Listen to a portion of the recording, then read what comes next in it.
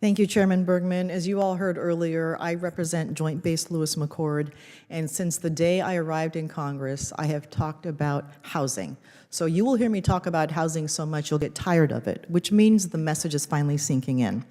But I'm very pleased, Mr. Klipstein, that the new Secretary of the Army visited JBLM during one of his very first visits to an Army installation. And one of the issues I discussed extensively is just the need to build more housing on post. I was honored to attend the groundbreaking of additional 200 homes at JBLM, but we need an additional 860 homes by 2027. And this was an assessment that the Army did itself.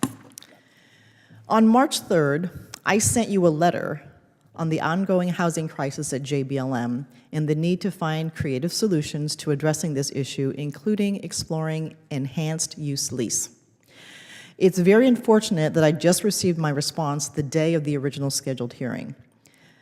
In your response letter, you state that you continue to monitor the housing waiting list at JBLM and that it supposedly does not show a need for more housing.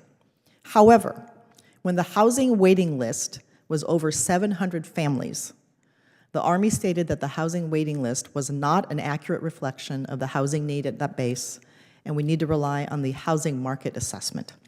I can tell you that the Puget Sound region that I represent already has a housing crunch outside of military.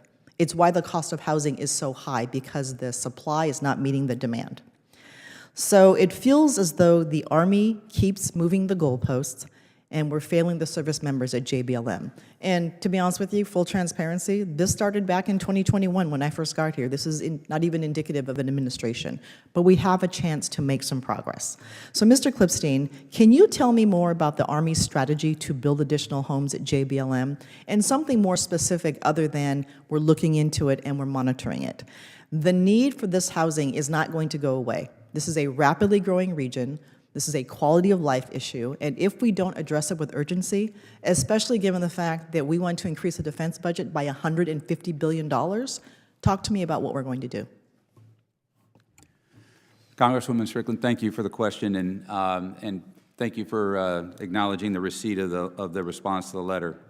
I would tell you that working with our housing provider there, we're trying to expand the number of houses. In 2027, we're looking to target about $100 million of equity contribution to the housing provider to build out the extra 245 homes that are there.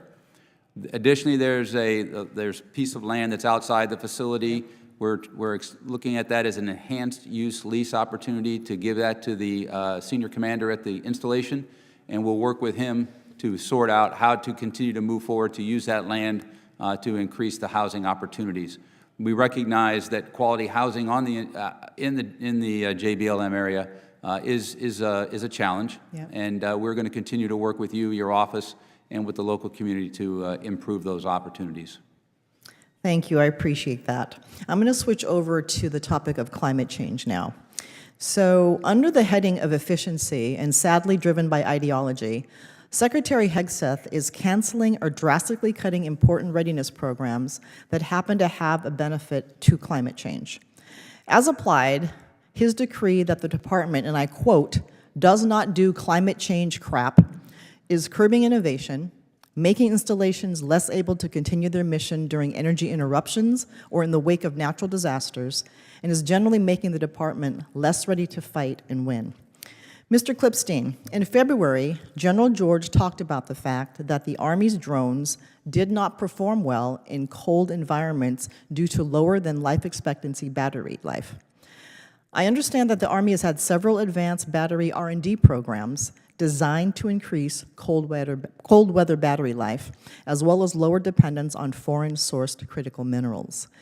Would you agree that these programs are important readiness enablers, and what are you doing to advocate for these programs? Congresswoman, thank you.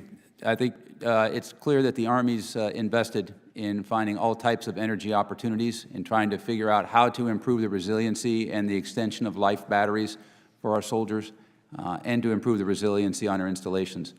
I'll need to take, for the record, the question on drones and come back to you. All right, thank you. Mr. Chairman, I yield back.